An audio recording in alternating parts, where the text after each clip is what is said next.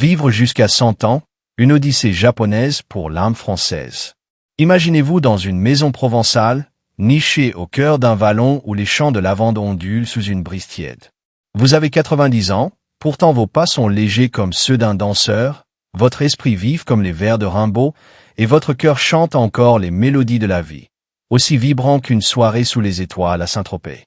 À des milliers de kilomètres, sur l'île d'Okinawa, baignée par les vagues turquoises du Pacifique, des centenaires déambulent avec grâce sur des chemins bordés de hibiscus, cultivent leur potager avec une tendresse infinie, ou s'attablent devant des repas simples où chaque saveur est une prière à la longévité. Leur secret, ni pilule magique ni cure dispendieuse, mais un art de vivre où chaque bouchée, chaque geste, chaque sourire tisse une tapisserie de santé et de joie.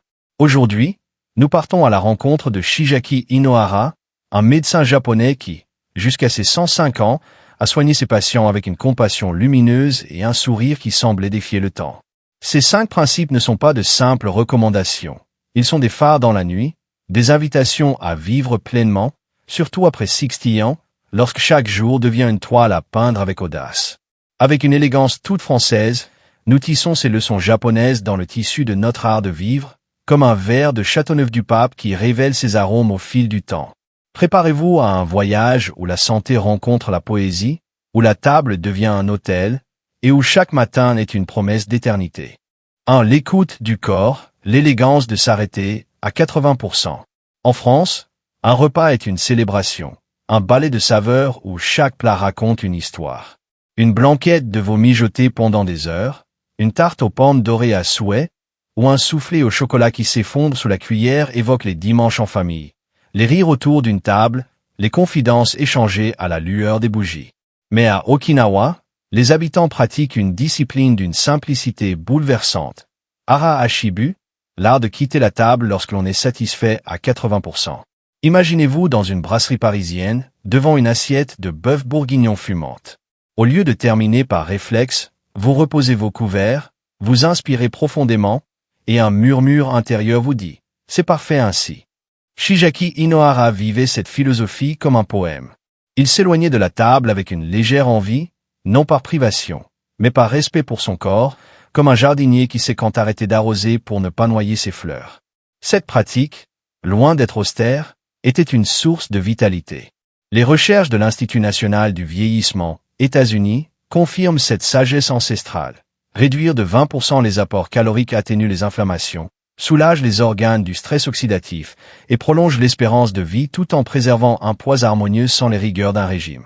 Plus encore, elle invite à savourer chaque bouchée avec une attention presque méditative, transformant le repas en un rituel de présence. Prenons l'exemple de Claire, une retraitée de 66 ans vivant à Lyon, la capitale de la gastronomie. Claire avait grandi avec l'adage qu'il ne faut rien laisser dans l'assiette. Cette habitude, ancrée depuis l'enfance, la laissait souvent alourdie, avec des après-midi plombés par la fatigue et des nuits perturbées par une digestion laborieuse. Un soir, lors d'un dîner entre amis, une convive japonaise lui parla de Hara Ashibu. Intriguée, Claire décida d'essayer. Elle commença par savourer ses plats préférés, une soupe à l'oignon gratiné ou un gratin dauphinois avec une lenteur nouvelle. Entre chaque bouchée, elle posait sa fourchette, respirait, et se demandait « Mon corps a-t-il encore besoin de cela ?» Lorsqu'elle sentait une douce plénitude, elle s'arrêtait, même si l'assiette restait à demi pleine. En quelques semaines, Claire découvrit une légèreté qu'elle n'avait pas connue depuis des décennies. Ses digestions devinrent fluides, son énergie matinale éclatait comme un lever de soleil sur la Saône, et ses repas se muèrent en moments de joie pure, comme une promenade dans les traboules lyonnaises. Hara Ashibu transcende la simple règle alimentaire. C'est une invitation à dialoguer avec son corps, à lui offrir l'attention qu'un luthier porte à son violon avant un récital. En France, où nous chérissons l'harmonie entre plaisir et raffinement, ce principe s'inscrit comme une ode à la mesure, une célébration de l'élégance dans la retenue. Il ne s'agit pas de se priver, mais de choisir la qualité, la présence, la gratitude pour chaque saveur. Ce soir, osez l'expérience. Pendant votre dîner, peut-être une ratatouille gorgée de soleil, prenez le temps de déguster chaque bouchée. Entre 2 cuillerées, posez vos couverts, inspirez, et écoutez votre corps. À 80% de votre appétit, faites une pause. Vous pourriez découvrir une légèreté nouvelle, comme si vous dansiez sur les quais de Seine sous un ciel de printemps. 2. Les joyaux de la terre, la puissance des protéines végétales.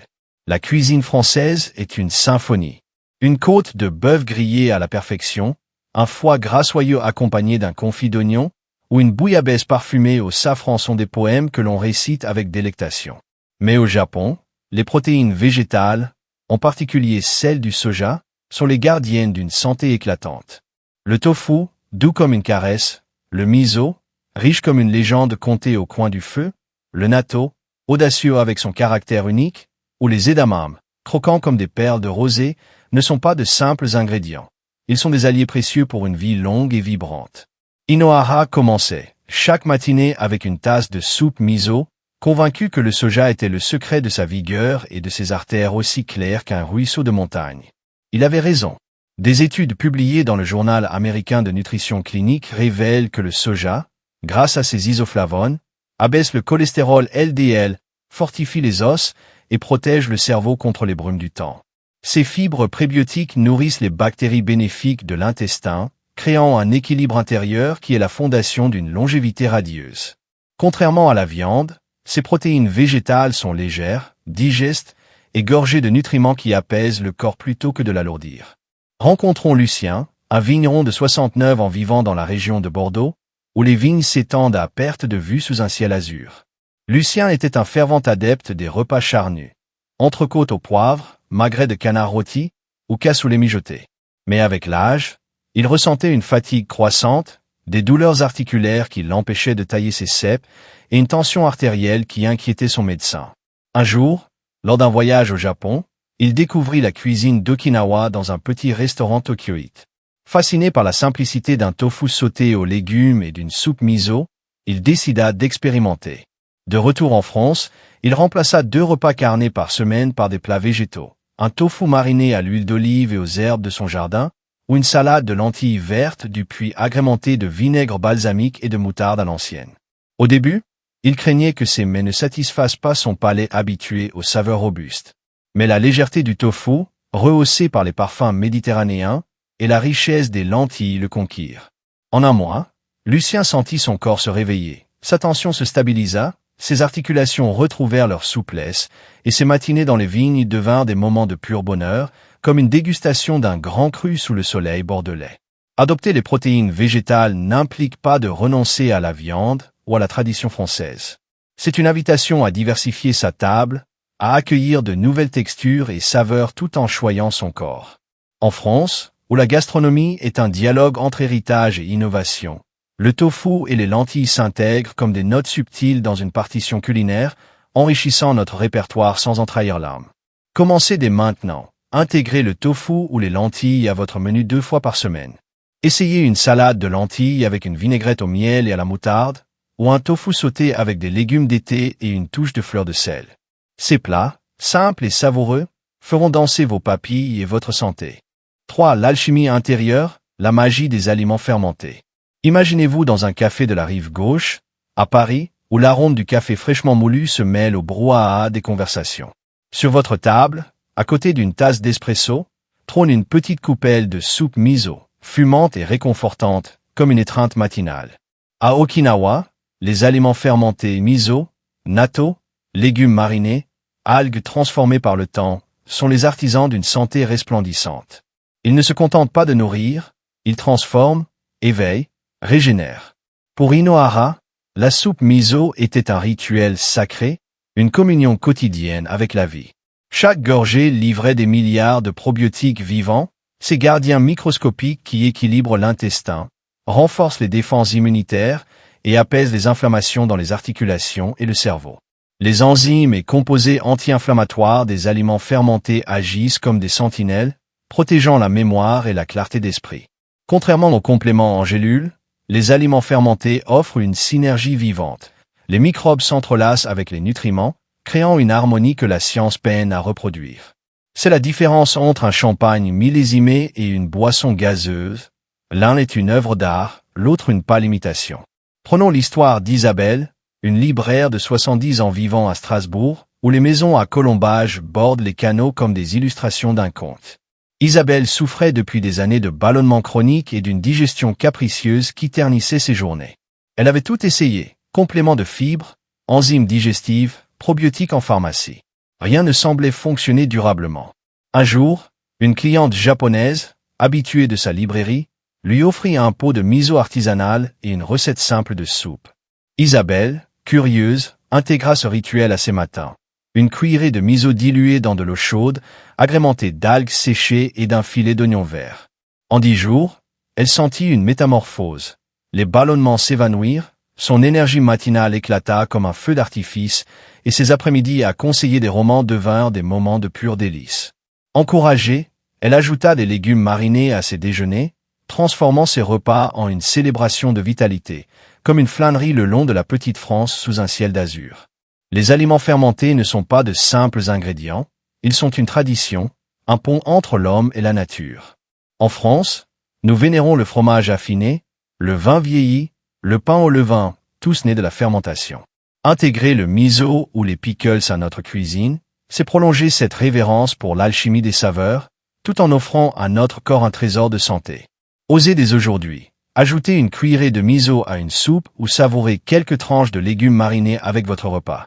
Essayez une tasse de miso avec des algues et une pincée d'oignons verts ou une assiette de crudités accompagnée de pickles artisanaux. Ces gestes simples réveilleront votre corps comme un matin d'été à Strasbourg. 4. Réinventer les féculents, la splendeur de la patate douce violette. En France, les féculents sont parfois regardés avec suspicion, comme des complices d'une silhouette alourdie. Moins de pain, moins de pâtes, répètent les mantras modernes. Mais à Okinawa, les féculents sont les piliers de la longévité, et la patate douce violette, avec sa chair éclatante comme un crépuscule provençal, est leur reine incontestée. Représentant plus de 60% de l'alimentation des centenaires, elle est bien plus qu'un tubercule. C'est une source de vie. Inohara chérissait la patate douce, qu'il préférait au riz blanc, la décrivant comme un don de la terre nourricière. Ces anthocyanes, puissants antioxydants, protègent les vaisseaux sanguins et luttent contre le vieillissement cellulaire. Ses fibres stabilisent la glycémie, son potassium soutient le cœur, et sa vitamine C renforce l'immunité. Avec un indice glycémique bas, elle offre une énergie constante, sans les pics et chutes du sucre. Des études de l'Institut national de la santé américain montrent que les aliments riches en anthocyanes améliorent la fonction vasculaire, réduisent l'inflammation et ralentissent le déclin cognitif, préservant la clarté d'esprit pour les années à venir. Rencontrons Paul, un ancien chef de 67 ans vivant à Nice, où la mer scintille sous un soleil éternel. Paul, craignant le diabète, avait banni les féculents de son alimentation, renonçant même à sa chère baguette et aux gnocchis qu'il préparait autrefois avec amour. Mais cette privation le laissait épuisé, en proie à des fringales sucrées et une humeur chagrine. Lors d'un marché provençal, il tomba sur des patates douces violettes, importées par un marchand passionné par les saveurs d'ailleurs. Intrigué, il les fit rôtir avec un filet d'huile d'olive, une pincée de thym et une touche de fleur de sel. Le premier repas fut une révélation. La douceur veloutée de la patate, rehaussée par les herbes, ravit son palais. En 2 semaines, Paul sentit son énergie se stabiliser, ses envies de sucrer s'effacer et sa glycémie retrouver un équilibre qu'il n'avait pas connu depuis des années. Il commença à expérimenter, intégrant la patate douce dans des purées soyeuses ou des soupes parfumées, transformant ce tubercule japonais en un hommage à la cuisine niçoise. Les féculents ne sont pas des ennemis, à condition de choisir avec discernement. En France, où nous célébrons l'équilibre entre gourmandise et finesse, la patate douce violette est une alliée précieuse, un pont entre la sagesse d'Okinawa et le génie culinaire hexagonal. Agissez dès maintenant, remplacez les pommes de terre ou le pain blanc par une patate douce rôtie au déjeuner. Essayez-la avec un filet d'huile d'olive, une pincée de thym et une touche de sel marin. Sa saveur vous enchantera, comme une soirée sous les pins parasols de la Côte d'Azur. 5. Vivre comme un poème. La joie, élixir d'éternité. Imaginez-vous flânant dans les ruelles de Saint-Paul-de-Vence, où les murs de pierre murmurent des siècles d'histoire, et votre cœur bat au rythme d'une chanson de Jacques Brel. C'est ainsi que Shigeaki Inohara vivait. Il ne comptait ni calories ni grammes, ne suivait aucun dogme alimentaire strict. Sa vie était une danse, rythmée par des rituels simples, une tasse de miso au lever du jour, une promenade sous les cerisiers en fleurs, une conférence où ces mots allumaient des étincelles dans les yeux de son auditoire. À 90 ans, il gravissait encore les escaliers, écrivait des livres et souriait comme un enfant émerveillé par le monde. Pour Inohara, la joie était l'ingrédient ultime de la longévité. Cultivez le bonheur dans les petites choses, disait-il, et votre corps suivra. Cette philosophie résonne avec l'âme française, où la joie de vivre est une boussole. La santé, pour lui, n'était pas seulement une question de régime ou d'exercice. Elle était émotionnelle, intellectuelle, spirituelle. C'était l'art de tisser des moments de lumière dans le tissu du quotidien. Prenons l'exemple de Marguerite, une veuve de 73 ans vivant à Aix-en-Provence, où les fontaines chantent et les marchés débordent de couleurs. Marguerite avait passé des années à courir après les régimes à la mode, sans sucre, sans gluten, sans plaisir. Cette quête l'avait laissée épuisée, son esprit encombré par des règles et des interdits. Un jour, elle tomba sur un documentaire consacré à Inohara. Touchée par sa simplicité radieuse, elle décida de transformer sa vie. Elle commença par des promenades matinales sur le cours Mirabeau, s'arrêtant pour admirer les platanes et respirer l'air parfumé de lavande. Elle savoura ses repas avec lenteur, intégrant une soupe miso ou une patate douce rôtie à sa cuisine provençale.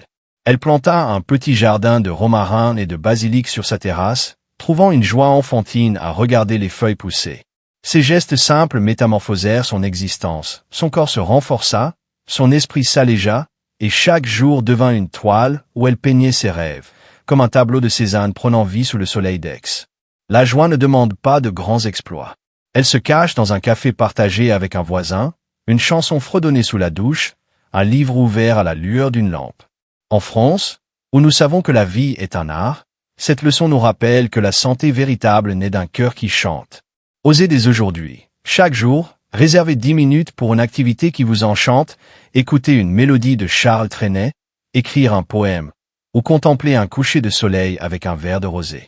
Votre corps et votre âme vous remercieront, comme une nuit d'été remercie les étoiles. Votre odyssée commence ici. Ces 5 principes ne sont pas des lois gravées dans le marbre. Ce sont des pétales délicats, formant un bouquet de santé, de bonheur et d'éternité. Vous n'avez pas besoin de réinventer votre vie d'un coup.